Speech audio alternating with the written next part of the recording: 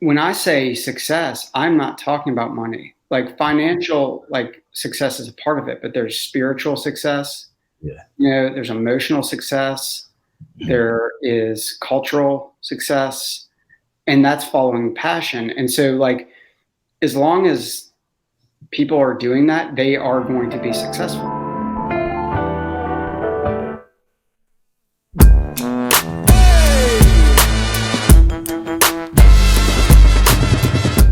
Hey, welcome back to the Blueprint podcast series. Today, we have somebody who I would like to call the most interesting man in real estate.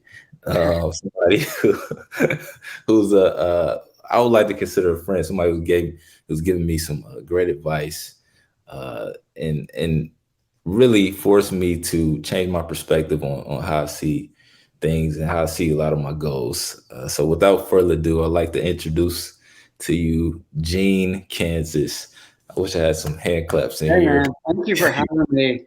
It No, is an honor and a pleasure. You're the type of person who has great charisma and is genuine and real. And from the moment that we met, I knew that you are and will continue to be a star. And so it makes me happy to join you.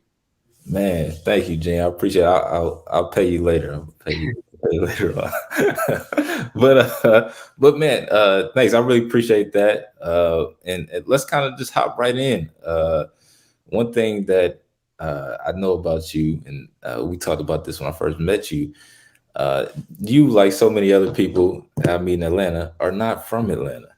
Yeah. You're from New Orleans. So can you talk about that a little bit? How did you kind of end up here? Sure. And I am from New Orleans, and New Orleans is home, and I am of Atlanta, and Atlanta's home. And I've been here for 27 years in July, which is a minute and a half. And the true story about how I ended up here is, as a junior in high school, some friends and I took a road trip to Birmingham to go see a Guns N' Roses concert. Okay. So I'm really like setting the stage for which generation of which I am a member. And we decided to parlay that road trip into an Atlanta visit and a Braves game. Okay. And an amazing weekend where, upon the ride back, I said, I'm moving to Atlanta after college. I hadn't even applied to a college. Yeah. I hadn't even given thought. In fact, when I decided to move to Atlanta in high school, that's when I decided maybe I should apply to college, because that had come in between.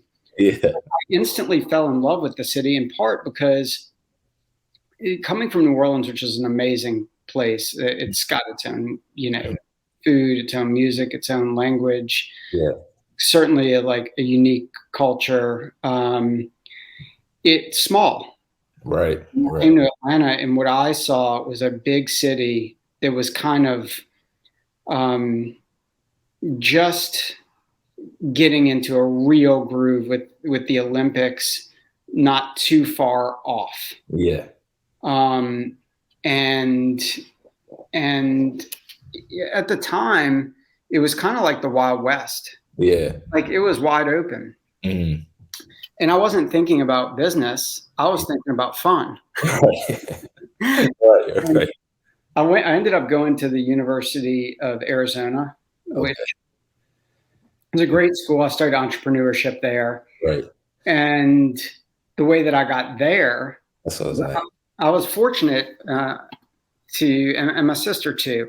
We were fortunate to have parents that exposed us to a lot of different things. And so growing up in New Orleans, you're already going to get a lot, but you can also be in a bubble.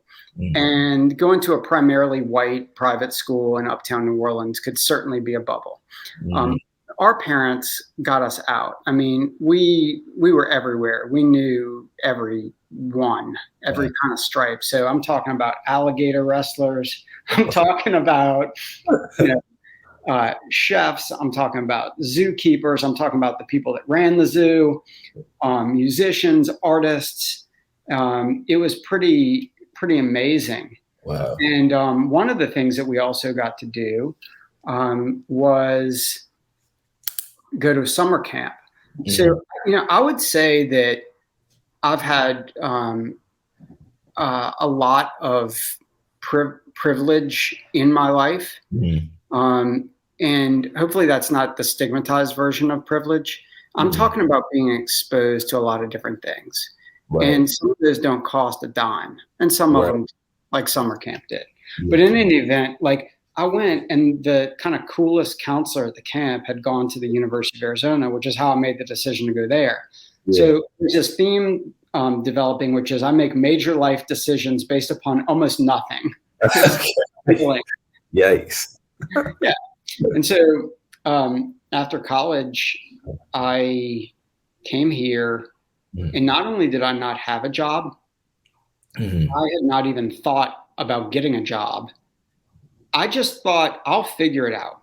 Yeah. I think that's the entrepreneurial side of me. So that's what I was going to say. Is that what prompted you? Were you always like that? So you went to school for entrepreneurship. Is that something that you just always knew growing up, that you didn't want to work for somebody, or, what was kind of your thought behind that? Well, I think that we are, as adults who we are as kids. And, you're someone who's connected and cares a lot about community, as an example. And I would imagine you've always been that way. And then we can apply these things to, professional careers.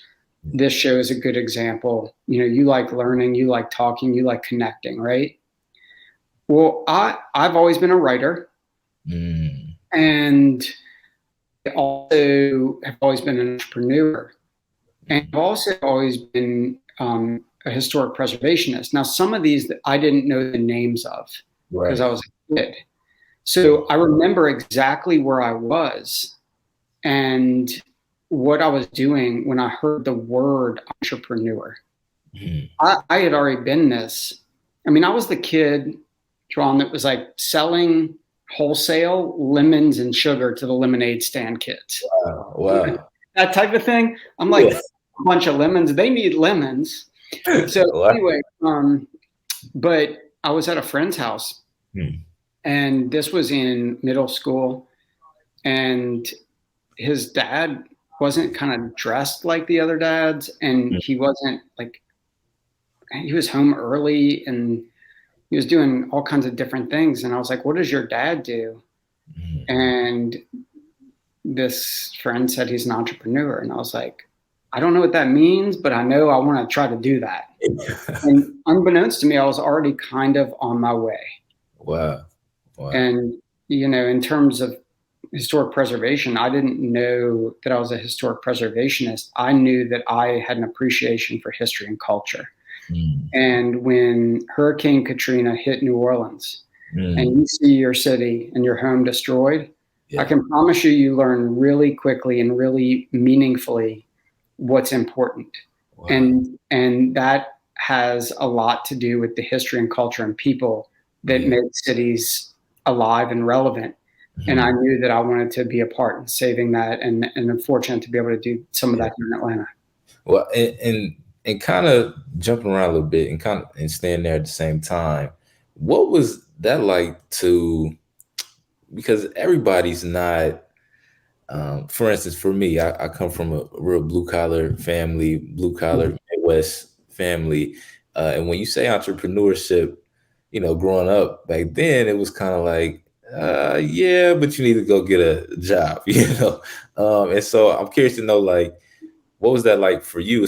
And then on the history side too, being that age and liking history, that couldn't have been the most, fun thing to, your friends or whatever growing up. So what was that like, having those interest, but also in being uniquely you? Well, that's a great question. And I think that entrepreneurship and the education of entrepreneurship have come a long, long way since I was in college getting a major in entrepreneurship. Okay. Yeah. So to give you an idea, I'm 49. I was getting that degree in 1995. The University of Arizona at the time was one of only 7 full major programs of its kind in the country teaching entrepreneurship. Wow. 5,000 students a year were taking entrepreneurship classes. Now there are 500,000 students taking it, and it's pervasive. Yeah. And I believe that you don't have to start a business to be an entrepreneur. I believe that entrepreneurship is about a spirit, that you are entrepreneurial, and you can do that in a job. You can do it without having a job. You can do it as a kid, right, like I was. You can do it intentionally by starting a business. But it really is about this interest in understanding opportunities and having this quest for knowledge and research and understanding what these opportunities may or may not be. Right. So, you identify the opportunity, you research it, you plan, and then you make a decision of whether or not to do this venture. Yeah. And then it's a go or no go decision. And if you say go, then you execute upon it. But that could be something like planning a trip. Right. It could be planning a fishing trip with a couple of kids. It could be who are your buddies. It could be organizing the kid that organized the football game on like the field with no end zones. Right. An entrepreneurial spirit. So there's that part. And I would really encourage people who have that spirit to just, be true to it. Doesn't mean you have to start a business. Right. It's kind of funny to a degree. Most entrepreneurs, myself included, are going to have a hard time having a job. Yeah, that is a fact. I can speak from experience. Unemployable. Yeah, that is a fact. It's also super, super important to have a job because you have to learn to do by doing. That's important, yeah. And you learn to do by doing in a major way when you are fortunate enough to have others there that can help show you the way through their own missteps and successes. Right. So there's that. And then in terms of like a love for history, again, like I don't think there are many kids that like say, gosh, I'd love to have a love for history. Exactly. Like, you have it or not, but like history is anything that people do together, at a certain point in time. Right. Like one day, what we're doing right now might be significant history. At the moment, it's just we're making history. It's my first time on your show. Right. But then where do you want to like channel that history? Yeah. I hope that answers the question. No, it does. And just even to piggyback off what you said, a few things you said about the entrepreneurship piece, just the idea that entrepreneurship is a spirit. I think I used to get discouraged, like, man, I have this spirit in me, but I have nothing to show for it. Like, I don't have a business, and I don't even know, like, I really, don't want to work a job. It's not really what I want to do. But I think when you put it like that, it's a spirit. And I think that spirit shows fruit at the time that it's supposed to, if that makes sense. What I've noticed in my life anyway. It's true. I mean, through your show here today, you are reinforcing both of my points. Like you, from when you were a kid, were interested in connecting, interested in learning, and interested in community. Yeah. Right? You didn't choose that. Right. You just were, and now you are doing it. And you have an entrepreneurial spirit because not everyone starts a podcast or a radio show.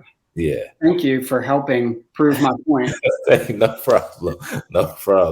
And so even just kind of moving forward, you go to Arizona, you finish up, and instantly you're like, I'm headed to Atlanta.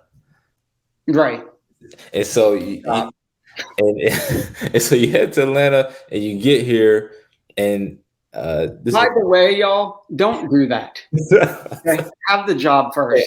I don't know. It looked like it worked pretty well for you. I don't know. Yeah, it worked for me after I was, kicking and scraping and biting and clawing to get by for a while. Yeah. It's so the question I usually ask people around like this time in their life was real estate anywhere on your mind? Was it ever a thought in your mind when you made that move or when you got here? No. Yeah. However, I grew up in a real estate family. And like some of my first jobs were like sweeping parking lots and waving in cars that were parking for the Saints games. And so my dad had some lots down by the Superdome. Yeah. I loved doing demo work. So my sister and my dad would have, some property and we would go and like bust it up. Yeah. And I liked all the different people I met. Like, I have that in common. It's like nice and fun to connect and learn. I would go with him sometimes at night when I was a kid and not supposed to be out that late. Right. And go into these buildings where the work was being done at night because during the day there are people running their businesses there. And I would meet, like people laying carpet. And I know what it like feels like and smells like to be inside a building as a kid at 10 at night and you can smell the glue from the carpet. And that was fascinating to me and I loved it, but I never thought about going into real estate. I'm a writer and that is true. I am a writer who has entrepreneurship as a vehicle, and today the medium that I'm working within is the built environment, and that's real estate. And so like our work, which is culturally based, I'm talking about historic preservation, programming, adaptive reuse, community, community work, civic, social difference making, that type of stuff. That all comes from the writing side paired up with entrepreneurship side. And so when I got here, I was a writer. I had published a book in college, which was part of my entrepreneurial spirit. And coming out of that program at University of Arizona, the curriculum was a year long, and it centered around writing a business plan. And at the end of the year, there was a business plan competition. And to be competitive, I decided to start a business. So the business plan was about publishing, and I wrote a book to like make the plan work essentially. And I sold like 10,000 copies of this book, which was insane. What it really did was it helped me learn about the creative process, project management, and it started to build a creative network. And it provided a confidence level that I could then take, and I kind of parlayed that or leveraged that into a job as a content developer for Turner, and that's how I started in Atlanta. Okay. And so, and that's, man, so many questions I have. But so even, can you speak to the point of having, like, hey, I'm a writer, I'm a creative person, this is what I do. But just this idea, when I was going through doing some research, one thing that kept coming to mind for you was just this idea of, and I don't even think this is a word, but unboxable. Like, I can't put you in a box, you know what I mean? And so can you speak more to the idea of like, hey, this is who I am, but I might have to do something that has nothing to do with writing right now. I might have to do something that, hey, I can do writing, but it might look different in this space. Or can you speak to, it's just you're not in a box. You're able to be you and function in your gifts in any type of space. Like, well put, actually. And it was a huge detriment to me early on. And I got beat up a lot as a result of being unboxable, because what came with that at the time was not having a focus. And if you are not focused and very goal oriented and willing to stay focused on one thing, you will be spread out and you won't do anything well. There's analogy of like, you might be able to juggle like 2 balls or 3, but you can't juggle like 50, you drop them all. Right. I was juggling a lot of different things because of that unboxability. Now I'm going to appropriate your term. It was bad. It wasn't going well. And on top of that, I was having jobs that I wasn't being as successful in as I really could have, or the employer deserved me to be, because I had other aspirations. Right. And whenever that would occur, I basically had to quit. Because, and I didn't quit a lot because I didn't feel good about that, but I also I did feel good about being true to myself. Right. And a turning point was when so I was a freelance writer to like supplement my salary at Turner. Yeah. If that gives you any idea how much I was making. And I ended up, so I was doing feature freelance writing for all kinds of publications like AJC, Business Chronicle, Creative Loafing, others at the time. Yeah. And it was really about like things that were like fun, that I thought were fun. So like I was fortunate, I had a cover story on Creative Loafing called Blues Revival, about the House of Blues coming to the Tabernacle at Centennial Park for the Olympics. Yeah. And in that interview process, it was myself, then Mayor Bill Campbell, Isaac Tigert, who founded House of Blues, and Jim Cumming, who is in real estate, who owned the Tabernacle, looking out of the window onto what is now Centennial Park, and them saying, this is all going to be redeveloped. This is going to be a center point of Atlanta. And me saying to myself, are y'all sure about that? Yeah. It doesn't look like it. But I started to get re-engaged with real estate through the writing. And I ultimately started an advertising agency that focused on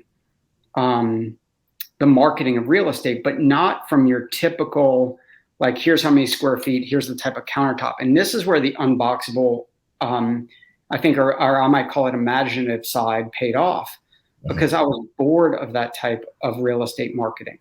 I don't care really if the thing is an extra 10 or 20 square feet, or what, the countertop, does it look good? Does it going to work? Great.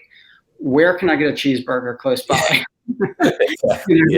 Where can I go on a run or ride my bike? Or, it was the life and the culture. And then so when I figured that out, and we had success on behalf of a client as a result, wildly popular success for this type of marketing, I like doubled down into it and got more and more into an interest in real estate and the neighborhoods of Atlanta. This I'm talking about 1997 now. Yeah. And the knowledge that I could combine my ability as a writer with my interest in education as an entrepreneur, with helping to shape the built environment. And so, John, it wasn't like, this was not a plan. I'm telling you. And this woman named Sarah Cook, she's over at the Georgia State Honors College. I think she put it well. I was in a meeting with her, and she said, I was kind of telling her some of the story, and she said, when you look back, the path can be a linear one. But when you're at this one point in the beginning and you're jumping from like one rock to the next, trying to get over the creek or whatever, you don't know where you're going except you want to get to the other side. Exactly. Yeah. And I mean, it goes with those, hindsight is always, 2020. In this case, you can see the line clearly, but when you're in it, it's like, because I know sometimes I'm like, man, what am I doing? But I wasn't, I hear you, man. But like, I wasn't worried about it. And I'm not saying don't have healthy like concerns, because they're motivating. But you're going to get there, and so will anyone else that's passionate and sets goals and creates plans and is willing to do the work. Yeah. Because even if you don't get to where you think you're going on that next hop, you're going to learn something, and it will lead you to where ultimately you are going to go anyway. Right. And that's a great point. And I think that's one thing I do want to hit on before we move forward. Can you give a couple keys to, because I think you kind of breezed past it a little bit. Once you saw that, hey, this actually works, you decided, hey, I want to double down on this. And for me, when you said that, I heard the word used before, focus. And so what's some keys to, like, some signs that, hey, this probably should be something not for somebody who it's like you, is gifted in a lot of different things, but they don't necessarily know what exactly to focus on. What's a good indicator, like, hey, this is something I should probably focus on and double down on? Whatever you're passionate about. And it's funny, I asked this question a lot. I asked you the first time we met. Yeah. And a lot of people, especially professionals, they immediately answer the question relative to business. That is not the question. It doesn't really matter what you're passionate about. It could be counting M&Ms. Yeah. Right? Right. If you're passionate about it, you are going to be the best counter of M&Ms that ever was. That's a fact. Yeah, you're right. And if it's fishing or gardening or, meeting people or whatever it is, style, design, engineering, like how things are made. Like if you focus on what you're passionate about, it's going to work out because you're going to work harder and smarter and more. Now, I can tell you a mistake I made. What's that? Putting money first. Wow. So when I had the marketing firm, one of our clients who was not in real estate was a tech firm. And this was during the first internet boom. Yeah. So they grew from they had been a client for about 2 years. It was a technology company. They grew from 2 million in revenue to 20 something million in revenue in 2 years. Yeah. And they needed to hire.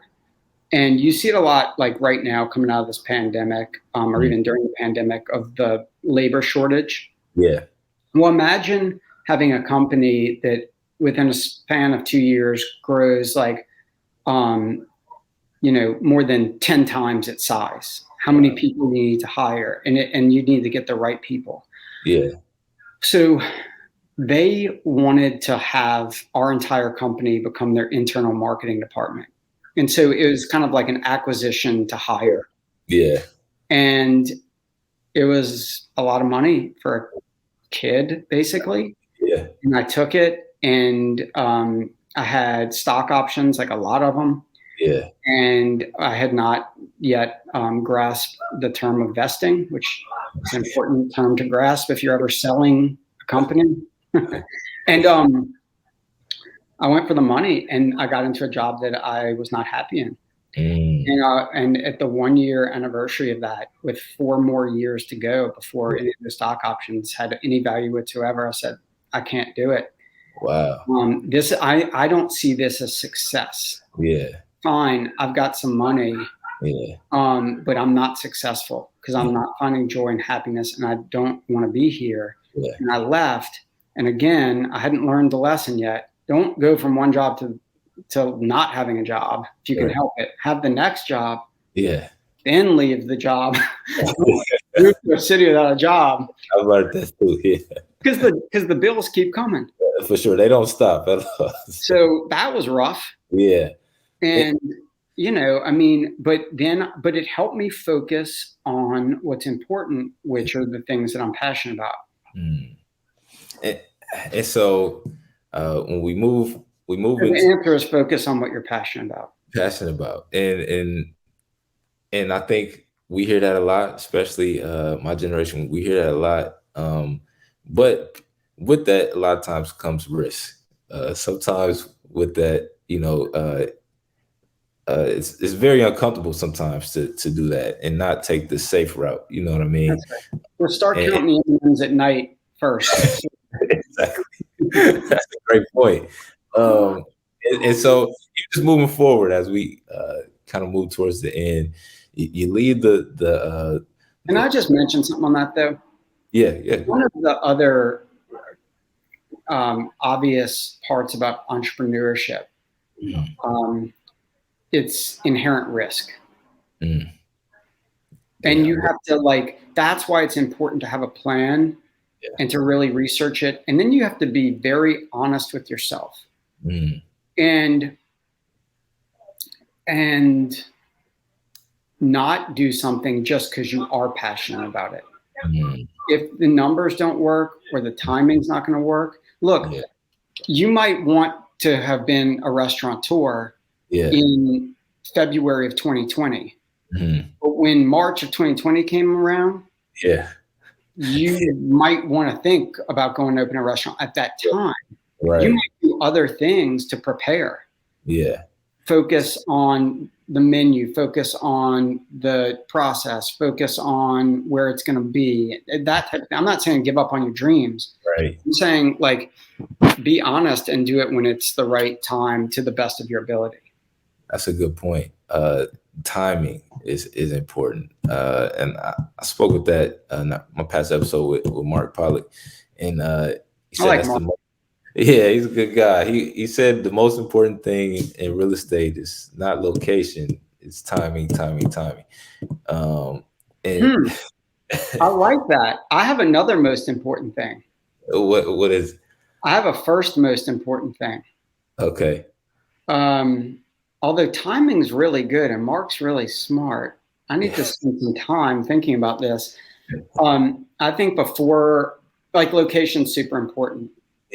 And timing is outside of our control. I think it's incredibly important to know what you can do with the real estate. So as an example, if you want to open up a circus, I don't care how good the location is for the circus. You better make sure that you can actually operate a circus on that property by zoning. That's a good point. Because otherwise, you got perfect timing and perfect location, but if you can't do it, no one's going to be buying peanuts from you. That's a good point. So send this to Mark. I will. I'll definitely send this clip to him. And so speaking of that, kind of fast forward to where we are now, and for somebody who does know what to do with a building, one of the first places we met was at the building at Constellations. And so how did that come about? But in the grand scheme of things, how did that business come about? Yeah, well, I just want to make a note that everything's pretty much outside of our control. And you can plan and do all that stuff and even have experience, but we're not in control. And so it's important for me to have a few things. One is a few different options, the ability to be flexible, and also to have a healthy dose of fear, because I really want to make sure that I'm doing everything I can to make it right. Because even when you do that, it sometimes doesn't go well or right. And that is real. And, you don't want to be controlled by fear, but it is very good to consider it so that you're hopefully doing your very best to mitigate risk. In terms of Constellations, though, the thing that's wild about it is that was not a plan to start a business. The plan was, can we have a workshop that is really about thinking and being thoughtful. And my thesis was, and I believe it's been proven to be true, that you do not have to be in real estate to add a lot of value to a conversation about real estate or real estate development. And in fact, all you have to do is live on the planet. Because if you're on the planet, you are in real estate. You got neighbors, you deal with the city, you understand how to navigate things. And it's a lot better than a workshop focused on like a real estate development that, is all white older men in real estate. That is not a perspective that is true to the composition of any city, and definitely not Atlanta. And so what I was trying to do, and I put together this workshop about culturally inspiring workspace with Ryan Gravel, who I'm friends with, and we just wanted to get some like-minded and engaged professionals together from all kinds of different backgrounds. That could be like age, sex, race, career, whatever, and make sure that they were good at thinking and thoughtful. And then that would be appropriate to talk about real estate. And so this workshop about culture inspiring workspace, really Constellations was born out of that. Yeah. We came away from that workshop with like 3 guiding principles. Yeah. Freedom of choice. Okay. Variety of experience and opportunity, community with retreat. And those are design principles, so they can be applied holistically. That could be to architecture, programming, how you communicate with people, what have you. Yeah. And then that was it. Yeah. It was a deliverable that's easy to employ, but it also just kind of like went on a shelf, so to speak. And then 6 months later, our company, we help people buy, sell, and lease real estate. So we have a brokerage component. We invest and develop on our own behalf and on behalf of others. Do historic preservation. We led the historic preservation of the Daily World building in Sweet Auburn. So already was a stakeholder in this area. Yeah. And a building a couple of doors down, the Southern School Book building at 135 Auburn came on the market for sale. I walked in and I was like, this is what we were talking about in the workshop. This has this opportunity to be culturally inspiring workspace. And that's how Constellations started. And now, 4 years later, it's 20 different companies. They're all making some type of civic and social contribution, positive difference in the world. And it's fun. Yeah. But I mean, I did not plan that. And that's kind of where I want us to really focus on too. So first of all, if you haven't been there, if you're watching, you haven't been there, you have to go. It's a beautiful, beautiful building. And just the atmosphere and the vibe in there is just it just makes you want to be creative. It makes you want to do good in this world. So you should go. Anybody who's listening should go. And by the way, on that note, the website's constellations.community.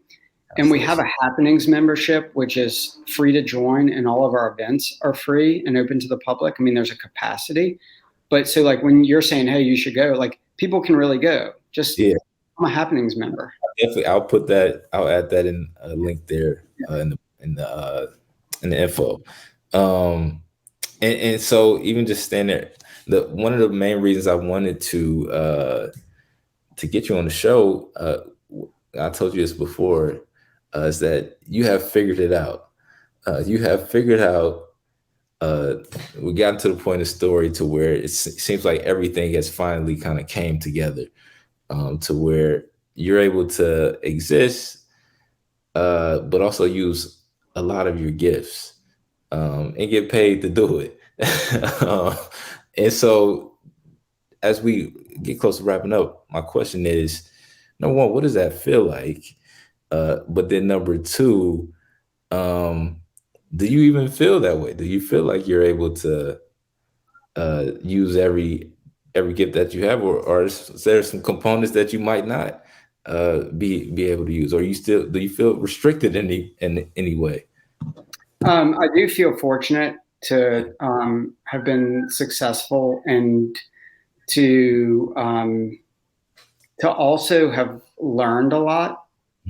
Really through hard times, and getting beat up, and, things like don't let money lead. Because when I say success, I'm not talking about money. Like financial, like success is a part of it, but there's spiritual success. Yeah. There's emotional success. There is cultural success, and that's following passion. And so, like, as long as people are doing that, they are going to be successful. Yeah. And I think that people who really understand success know that. And also, and you see it a lot, like, it's the, whatever, Georgia wins a national championship.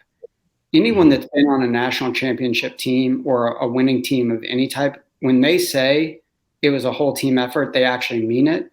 Really, yeah. And I am really fortunate to have some incredible people that we work with. And one of the things that happened, and I had to really like kind of dig deep to do this, was to let go. Wow. Like I had to, the way that I say it, like I had to let go to go up, because I was having too much like control, and it wasn't good. And it's not, it was like I'm saying about the workshop, like one perspective is not good, even when you're the one who's leading it. Like that's not going to be a rich perspective. Right. It is going to be a more autocratic, siloed perspective. And so I just trusted and let go, and kind of took a leap of faith, and I'm very glad that I did. And so I appreciate the kind words, but it is one of those things where like I can share this, and I will, with the folks who are part of this team and community, and it's fun to do that. Yeah, man. Gene, I have so many more questions, but I want to come by for coffee. I'll be by soon. Let me pay you a compliment real quick. Okay. So, this. So for 5 years, I hosted Sidewalk Radio on Voice of the Arts. I loved it. Yeah. I interviewed like 270 guests or something like that. Yeah. Some of them people have never heard of them. Some of them, like Congressman Lewis, people have heard about. You're good. You're a good interviewer. You have good questions. You listen, and you bring out in me stuff that I wouldn't normally just be talking about so ad hoc. So thank you, and good job. Man, thank you, Gene. I really appreciate that. I really do. Man, Gene, you caught me off guard though. Well, lastly, I'll be remiss if I didn't ask you about one of the newest projects, the Blair.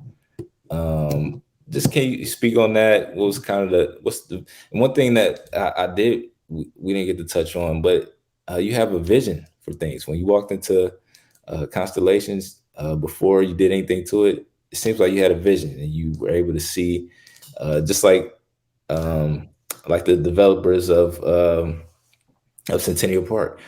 It seems like you developed that also. So what was like your vision for the Blair, and kind of, how did that come about? I think that that vision, I would definitely not call myself a visionary. I would say that I'm very aware. And I think that, I know that we all have blessings and curses. And one of those for me is being OCD. And I like things to be in a certain order, in a certain way. And I am kind of like always monitoring the environment around me. And like most people, that comes from like probably some nature, some nurture, some just, DNA, whatever, inherent to myself. It also makes me really pretty good at being a real estate developer, where understanding trends and what people are up to, and kind of how to have order to things can be important. And the other thing is the writer side of me, where I'm always kind of like, like I'm looking at things with a little bit different perspective and trying to understand or imagine the story. So like with any of the projects, I don't go in with some prescribed vision, but I've been paying attention for a long time just in life, like since I was a kid. And then I try to, and we as a company with real estate, find things that fit within our interest and our passion, which is cultural. So we're cultural developers, and then try to like apply what we're seeing to what's going on in the world and to that property specifically, and make it the best version of itself that it can be. And so with the Blair Building, which is this great streamlined, modern architecture built in 1939, really it's a subgenre of Art Deco, but more kind of for everyone, welcoming, not off-putting, a lot of curvilinear type of design, getting its cues from automobiles and planes and ships and trains and that type of stuff. So I just thought it was really cool and quirky. It's in Decatur. It's colorful. Decatur is an amazing city. It is true to Decatur, and I liked it. Yeah. And I thought, well, that would just be fun. Yeah. But it took me 2.5 years of calling the owner. And then this is what Mark was saying. Ultimately, the timing was right. And he was kind of ready to retire and do something different and was willing to sell me the building. But for 2.5 years, I'm like, hey, are you interested in selling the building? No, if I ever do, I'll let you know. All right, thank you. The other thing about the Blair Building is I have a bit of a secret weapon. Okay. Is my kid, Levi, and also my wife, Deanna. So Levi, I genuinely respect and want to hear his opinion on things because he is aware too, and it's also unfiltered. He's not putting a bias to it yet, unless the cookie's there. Then he'll take it. But it's like he's going to say, I think he goes by energy, and I think that's important in real estate. Like, what's or not just real estate, anything. Like, are you feeling a good vibe from something? Right. And I asked him, and he liked that building. Yeah. And I'm like, oh, that's good. And then Deanna, who she's in residential real estate at Sotheby's. She's got a very good business mind. She was a consultant for like 11 years before that. She has her CPA. I talked to her a lot. And so, I guess, and the other folks here at our company and friends rely on your support group and the people that you know are going to be honest with you and that you care about and that care about you. And with that one, it was like, okay, yeah, cool. And then we start having fun. So like work with Smith Haynes Studio, Howard Design, Cognitive Design, Dust out of Tucson, Arizona, Office of Bros, like get a good group together and then have fun with direction. And so that's what's happening there. And the Blair community. Yeah. It's cool. Check it out. No, it is, and I can't wait to see it. I really want to tour it. So I'm gonna hold you to that. I want to tour. But as we wrap up, another word that came to mind while I was doing some research is the word artist.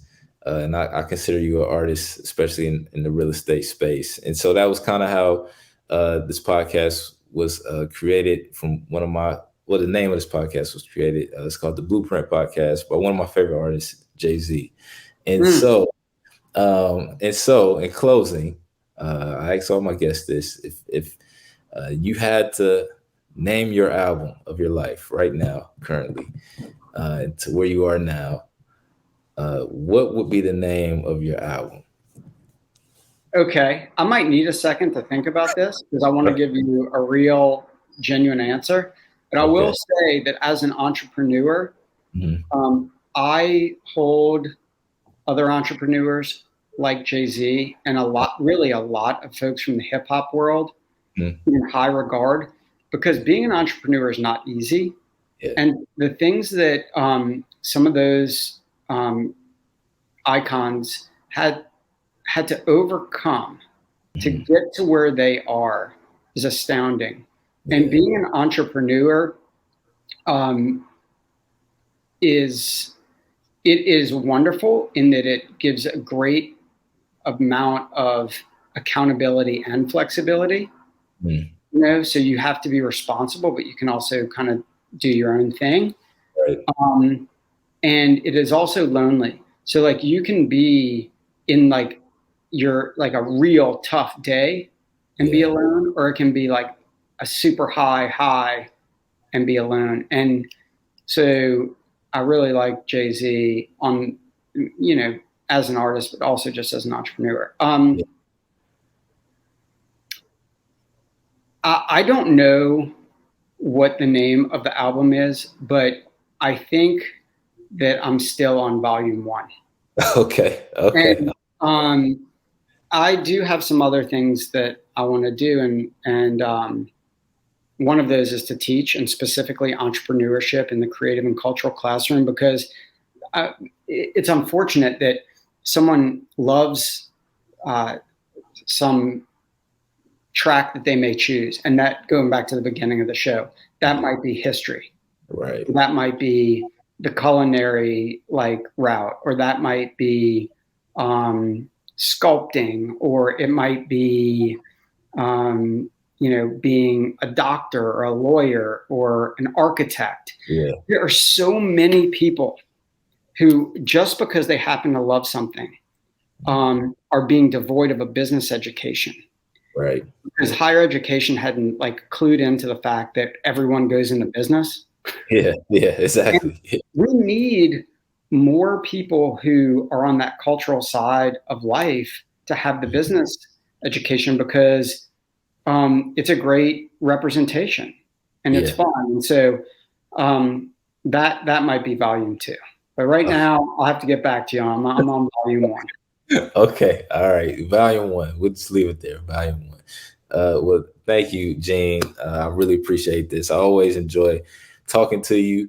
And just so you know, you played a big role in me starting this podcast. The conversation we had and just being able to be unboxable, quote unquote, is something that really inspired me. So I want to thank you again, and I'll talk to you soon.